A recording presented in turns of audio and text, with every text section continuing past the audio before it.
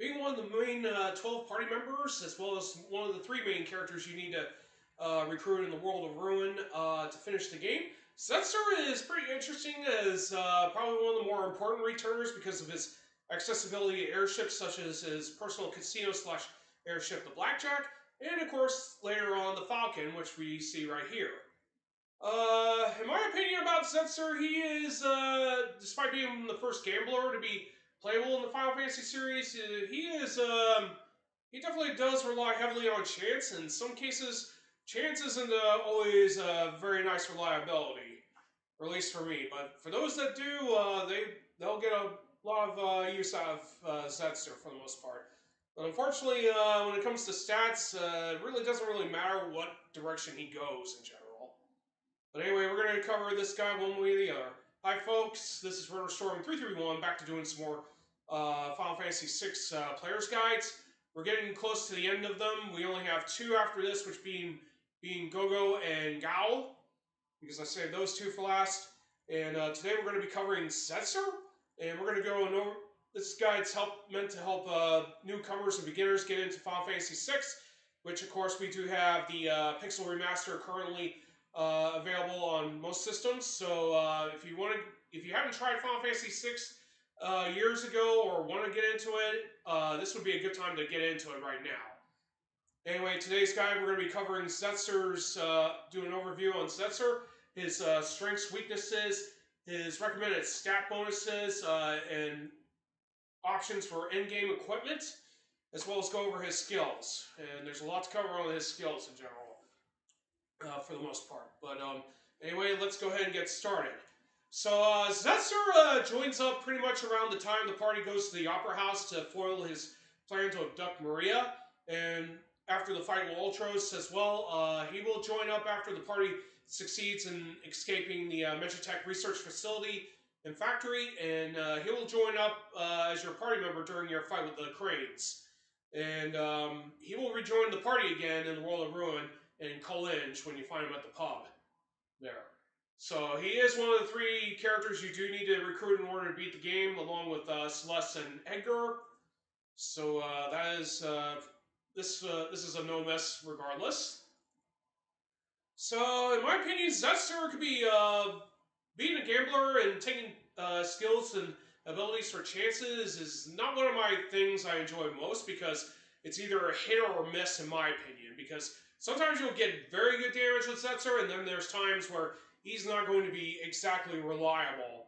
You're probably going to lose more on slots than you win them, and even then, some of his better ones are kind of rare in between in general, like Die Bomb in particular, and even Joker's Death, which is arguably one of the most broken abilities in the entire game. We will cover that eventually. But anyway, this isn't Setzer's overall stats. But anyway, we'll go over those initial ones that he does join up when he first becomes playable. So Setzer's initial stats are 36 on strength, 32 on both speed and stamina, 29 on magic, HP gain of 46, and MP gain of 9. So I made a mistake in some of the earlier guides mentioning that Setzer had a starting magic stat of 28, so my apologies on that. I didn't discover this until more recently. But overall, Setzer could be considered pretty average in general. His magic is a little bit on the low side. He's tied up with Edgar on that regard, since they both started at 29 on that magic stat. But it could definitely be improved in general through Esper grinding, of course. But of course, the real downside is that even though Setzer is pretty much more of a physical fighter, as the game leads you to be, his slots tend to be more based on magical damage. And technically you want to prioritize that if you want to go for slots. But technically you want to definitely build up his magic so that his spells that he gets from the Esper Magicites deal a lot more damage than slots. We'll also go over his slots. We're not going to go into battles, of course, in regards to how each one is shown, but I did, however, record all this, so what they do in general. One thing to keep in mind about slots is that they all deal non-elemental magic-based damage to all enemies, and they're unblockable. However, most, except for some, do ignore split damage, but most of them do not. So this is one thing to keep in mind when you're using Setzer. If you're going for slots, there are ways to manipulate the slots to ensure that the player does get whatever slot combination they do want to get for the most part, but there are some enemies and bosses that will not be affected. In fact, this only applies to one set of winning combinations that we'll go over in a while. So anyway, any losing combination with the slots will result in Mysidian Rabbit. So basically, this allows Setzer to basically heal all of his entire allies for a small amount of HP. This also cures darkness, poison, and sleep. I did made a mistake of mentioning this also cures sap in some of my guides, so my apologies on that. This, however, does not ignore magic defense. So if your party members have very high magic defense, this will not heal them a whole lot, which is kind of shocking. And this also does not damage undead enemy allies. Anyone that's been afflicted with zombie or have the Lich Ring acquired, this will not damage them. So basically, if anyone's got a Lich Ring equipped, this can heal them instead of damaging them, which can be somewhat nice, but technically I don't go for those strats a whole lot in general. And this also has a spell power of 10. Prismatic Flash will occur when you get 3 diamonds on the slots. This has a spell power of 84. This does not ignore split damage, by the way. This is actually way stronger than Saban's Rising Phoenix by the time Setzer joins up, but the fact that this does not ignore split damage is kind of regrettable. But it's still a very, very common winning combination you do get, so you'll probably find it a lot more useful for him to use in general. Chocobo Stampede occurs when you get 3 Chocobos. This has a spell power of 36, and it's probably the only one of his probably one of the few that he does have that ignores split damage. But like Meteor Strike, this does not hit flying enemies or anyone with float in general, so this will not work on all of them. Die Bomb, of course, is probably Setzer's best high damaging slot combination. You get this when you get 3 airships, but it's not very common most of the time. This does have a spell power of 130, and like everything else, this deals non-elemental damage. It's kind of regrettable that this one is one of the more harder ones to get in general for winning combinations, but if you do, you'll be very impressed with the damage that it deals out. Mega Flare occurs when you get 3 birds or dragons or whatever they're supposed to be. This basically gives Setzer the ability to have an early summon of Bahamut, and this has a spell power of 92 and ignores split damage in general. This is actually one of the 2 slot combination winning combinations that are extremely disappointing for me because these actually come from actual espers that you get from the game. Though in Bahamut's case, you'll probably get it much later because you'll have to defeat Death Gaze to get access to the Bahamut Esper. But technically, I'd rather just summon it from Bahamut than try to win it from Setzer slots. Summon gets activated when Setzer gets 3 bars. This basically allows Setzer to summon any random Esper that's not Odin or Raiden. Those 2 are exempt from being called up. Now, depending on the summon, you will be able to deal any elemental damage or non-elemental damage or get any buffs, debuffs, etc. that occurs. This can also be mimics, so if Gogo mimics Setzer right after he performs summon, he'll do the same thing and call up the same Esper. That's actually pretty good if you can get a very high damaging Esper. One thing to keep in mind though is if you do try to do this and it goes for cleansing, yeah, that would be a very dangerous combination to get. So yeah, the fact that it doesn't take consideration to Crusader players should definitely be very worried about trying to call forth the random Esper. So be extremely careful when you do that. The final 2 are actually Joker's Death, but there are 2 variations. Apparently, this is done on purpose to prevent players from abusing this ability, and it's also meant to punish them if they did try to clear the game pretty quickly with this ability in general too. So the first version occurs when you get 2 7s and a bar. So this is the only losing combination that does not result in a Mysidian Rabbit. So basically what this version does, it kills all allies and ignores death immunity. So if you try to go for Joker's death and you wind up getting a bar, you might as well kiss your current playthrough goodbye and go back to your last save point. So technically I would rather not do this unless you're very confident in trying to get this, trying to get the other version that we want to be using most of the time. Joker's Death version 2, which is what you want to get most of the time, is basically 3/7. So basically, instead of killing all your allies, this kills all enemies, ignores death immunity. There is a catch to this, because this is the only winning wheel that does not work on all enemies and certain bosses. Now, I could name some of them, but it would take me too long to go over with. Just keep in mind that this does not work on every boss and enemy in the entire game. But I can tell you this, that it can be used to defeat Kefka in the final battle, though. So if you're lucky enough to pull this off, congratulations, you just won the game flat out.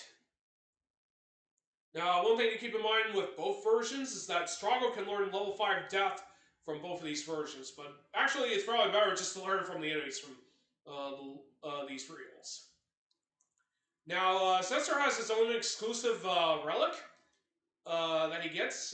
This can be acquired in the Esper Cave, the Seal Cave, during your trip to get the Espers to side with you in the World of Balance. I'm going to try to find it right now. And this is Ajai's Giant. This basically gives Setzer the ability to replace slots with Guild Toss. So the damage for this ability allows Setzer to throw a certain amount of Guild at enemies. The damage is based on Setzer's level times 30. So basically earlier on when you get this is not actually a very high damaging skill. But later on when you're trying to max out stats and levels for your characters, and you get tons of gil, this actually becomes a very powerful skill. Actually, a little bit more reliable than the slots, but I don't think this ignores split damage, though. Which is just kind of a shame, because in Final Fantasy V, Guild Toss, which is called Senage, was actually pretty powerful in that game. But unfortunately here, it's not nearly as reliable. But late game, though, it does become a little bit more serviceable than slots. So anyway, for final gear options, I don't have them right here. But if you're going for stat boost, and particularly giving him Circlet's probably better. If you want to prioritize strength, Red Cap would be very good. But technically Circlet works pretty well with Setzer, because this gives him pretty much +2 on strength, 1 agility, 3 stamina, and 4 magic, which he would probably want more than anything else. Jinjai Armor is going to be his best option. Another notable thing to keep in mind is that he can equip both Force Armor and Force Shields. So if you want to boost up his magic defense and make him a magic tank, you can do that just as well. Basically, Jinjai Armor is going to give him his more recommended ideal boost of +5 on strength, +3 on stamina and magic, and about at least 4 on speed. So it's not exactly bad. So if you can get mobile Jinjai Armors, make sure you give Setzer this so he can get a little bit more mileage out of that. With shields, Setzer can basically go for either the Jinjai Shield, the Elemental Shields, or even the Paladin Shield. Force Shield's also a notable exception. One thing to keep in mind is that Setzer does have mostly equipped heavy gear, which unfortunately doesn't give him a whole lot of stat boosts outside Jinjai Armor. Thanks to Fixed Dice, this will be his go-to weapon, and he's probably one of the more better candidates for the Master Scroll unless you want Locke using a Valiant Knife. So combined with this with Fixed Dice, this basically gives Setzer the ability to deal anywhere between low or high damage, because unlike regular dice, which you purchase in Kalinch, you get to throw 3 dice. So depending on the rolls, if he gets anywhere between 3, 4, 5, and 6, he can deal very high damage. But there is a low probability of dealing more damage, less damage if he gets 1 or 2s and 3s. But even though it does give him more potential of being a high damage dealer, it's not really more consistent damage, because you're really relying heavily on chance to score high damage. And if all 4 of the throws become duds, you're going to be in a very hot water if you're facing down a very strong enemy like a Brachiosaur in general. Setzer's other options are Death Turret, which is probably his best weapon outside of Fixed Dice, but the problem is this inflicts the Death Spell on random, and this is virtually useless against undead enemies or enemies that are against. They're essentially immune to instant death, of course. Of course, the undead enemies actually make this weapon actually another thing to be very worried about. Viper darts are probably his next best weapon outside of Death Turret, and that does do instant dispatching, but again, that weapon's not really useful against enemies that are immune to death, as well as enemies that are undead. But technically, if you don't want to take your chances with Fixed Dice, Death Turret will probably be your best option. Just make sure you don't use this weapon against undead enemies. Alright, for other options, if you want to prioritize magic, give him earrings. Hero rings can definitely give him a fixed physical and magic damage. For the most part, you can do that as well, but I technically make him my go-to Master Scroll user for the most part. So anyway, this covers my guide for Setzer for Final Fantasy VI. Hope everyone enjoyed this guide. If you do enjoy the content that I do have, be sure to follow my Twitch channel as well as sub to my YouTube channel as well as my Twitch channel. It helps it grow by leaps and bounds. We're getting to the pre-Ultimate guides, and Go-Go will be the next guide that follows up in a few days' time after Setzer's. So be sure to look forward to that. I will have this highlighted and exported to YouTube sometime later today. And I'll catch you all later. This is RunnerStorm331 signing off. Have a great day. Take care, and I will see you all next time.